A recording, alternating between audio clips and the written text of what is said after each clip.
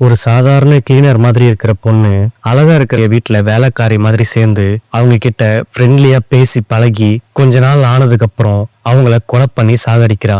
ஏன்னா அவ ஒரு சைக்கோ. அப்படி ஒரு பொண்ணு இந்த சைக்கோவுடைய வலையில மாட்டிக்கிறா. அந்த சைக்கோ கிட்ட இருந்து அந்த பொண்ணு தப்பிச்சாலா இல்லையா அப்படிங்கிறது தான் இந்த படத்தோட முழு கதையே.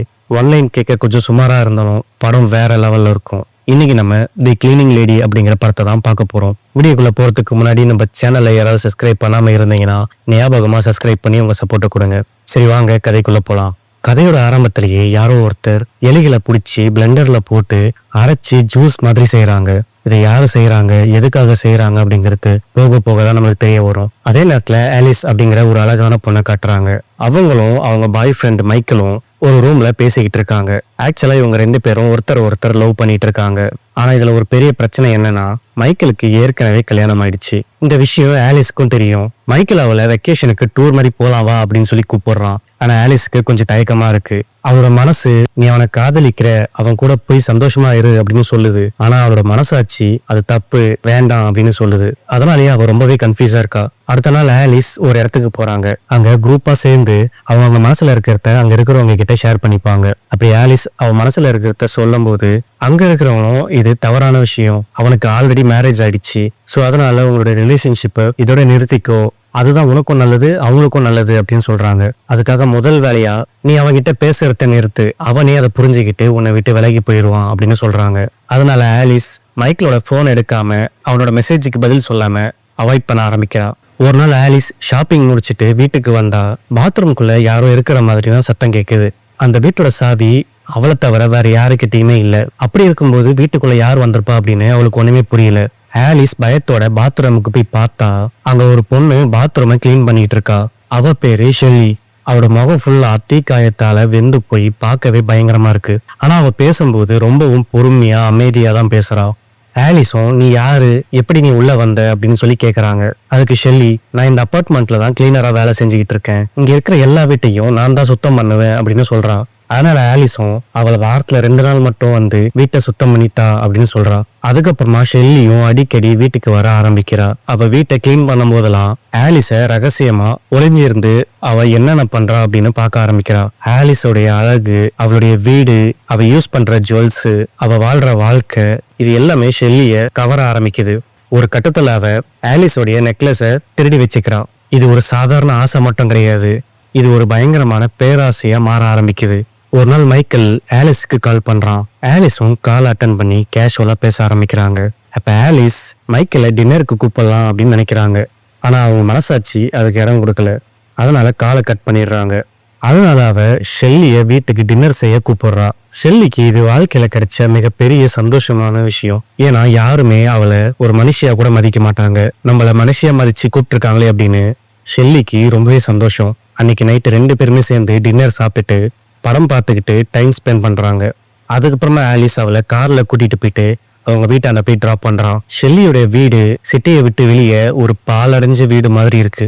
அவ வீட்டுக்குள்ள நடந்து போகும்போதுதான் உண்மை என்னன்னு தெரிய வருது. அவ வீடு ஃபுல்லாவே பயங்கர குப்பையா இருக்கு. அவ நேரா உள்ள போயிட்டு ஒரு பாத்திரத்துல ரத்தத்தை எடுத்துக்கிட்டு ஒரு லாக் பண்ண கண்டெய்னருக்குள்ள வைக்கிறா. அந்த கண்டெய்னருக்குள்ள இருந்து ஏதோ ஒரு உருவம் வந்து அதை சாப்பிடுது. அது என்ன உயிரினம் அப்படின்னு நம்மளுக்கு போக போக தான் தெரிய வரும். ஸோ அப்படின்னா ஸ்டார்டிங்ல எலிகளை பிடிச்சி பிளெண்டர்ல போட்டு ஜூஸ் மாதிரி செஞ்சது வேற யாரும் கிடையாது, ஷெல்லி தான்.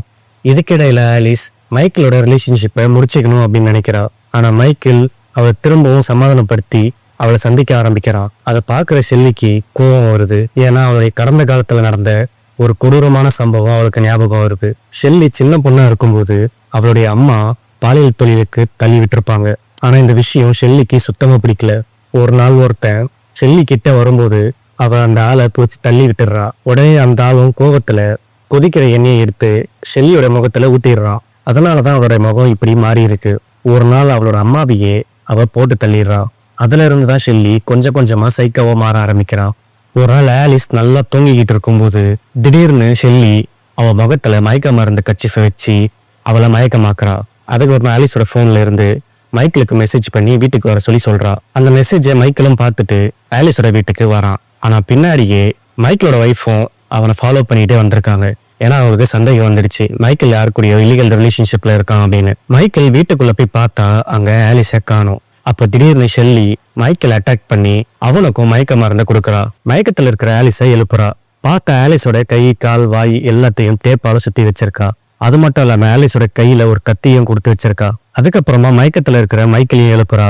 அப்போ ஷெல்லி ஆலிஸ் கிட்ட வந்து, நீ இவனை கத்தியால குத்தி சாகடிக்கணும். அப்படி நீ சாகடிக்கலனா நான் ஆசிடால அவனை கொஞ்சம் கொஞ்சமா சித்திரவதை பண்ணி சாகடிப்பேன். எப்படி வசதி, நீ அவனை ஒரே அடியா சாகடிக்கிறியா இல்ல நான் சித்திரவதை பண்ணி சாகடிப்பா அப்படின்னு ஒரு ஆசிட் பாட்டிலை கொண்டு வந்து மைக்கேலோட கால்ல உடம்புல முகத்துல எல்லாம் ஊத்த ஆரம்பிக்கிறா. மைக்கேலால தாங்க முடியாம ஆலிஸை பார்த்து, தயவு செஞ்சு நீயே எனக்கு கொன்று அப்படின்னு கண்ணை காட்டுறான். இதை பாக்குற ஆலிஸும் ரொம்பவே கஷ்டப்படுறா. அவன் மனசை கல்லாக்கிக்கிட்டு அந்த கத்தியாலேயே மைக்கேலை சாகடிக்கிறா. அதுக்கப்புறம் கார்ல எடுத்து போட்டுக்கிட்டு அங்க இருந்து கிளம்பி போறா. இதை பாக்குற மைக்கேலோட ஒய்ஃபும் மைக்கேல் தான் ஏதோ ஒரு பொண்ணும் கூட எங்கேயோ கார்ல போறான் அப்படின்னு நினைச்சுக்கிட்டு அவங்கள ஃபாலோ பண்ண ஆரம்பிக்கிறாங்க. ஆனா கொஞ்ச தூரம் போனதுக்கு அப்புறம் அவங்களோட கார்ல ஃபியூல் இல்லாம ஸ்டாப் ஆயிருது. ஷெல்லி அவளோட இடத்துக்கு போனதுக்கு அப்புறம் அங்கதான் ஒரு பெரிய ட்விஸ்டே இருக்கு. என்னன்னா அந்த கண்டெய்னர்ல இருந்தது எந்த ஒரு மிருகமும் இல்லை. அது ஷெல்லியோடைய அம்மா தான். பல வருஷத்துக்கு முன்னாடி அவங்க அம்மாவை அடிச்சு அந்த கண்டெய்னருக்குள்ள போட்டு பூட்டி வச்சிருக்கா. அவ செஞ்ச கொடுமைக்கு இதுதான் தண்டனை அப்படின்னு அவங்கள அந்த கண்டெய்னருக்குள்ளேயே போட்டு லாக் பண்ணி வச்சிருக்கா. அதுக்கப்புறமா மைக்கேலோட ஒய்ஃப் ஹெலன் எப்படியோ அந்த இடத்துக்கு வந்து சேர்ந்துடுறாங்க. அங்க வந்து பார்த்தா ஆலிஸை சங்கிலியால கட்டி போட்டு வச்சிருக்காங்க. ஹெலனும் ஆலிஸ் கிட்ட போயிட்டு, என் ஹஸ்பண்டை பாத்தியா, என் ஹஸ்பண்ட் எங்க இருக்காரு அப்படின்னு சொல்லி கேட்கறா. அதுக்கு ஆலிஸ், முதல்ல என்ன இங்க இருந்து காப்பாத்து, இங்க ஒரு சைக்கோ கொலைகாரி இருக்கா, அவ பார்த்தா நம்ம 2 பேருமே கொன்னுருவா, ஸோ அதனால சீக்கிரம் காப்பாத்துங்க, நம்ம முதல்ல இங்க இருந்து எஸ்கேப் ஆகணும் அப்படின்னு சொல்லி சொல்றா. ஹெலனும் ஆலிஸோட கை கட்டெல்லாம் கழட்டி விட்டுட்டு அங்கிருந்து எஸ்கேப் ஆகலான்னு ட்ரை பண்ணும்போது கரெக்டா ஷெல்லி அந்த இடத்துக்கு வந்து ஒரு கோடாரியால ஹெலனை பயங்கரமா அடிச்சு சாகடிக்கிறா.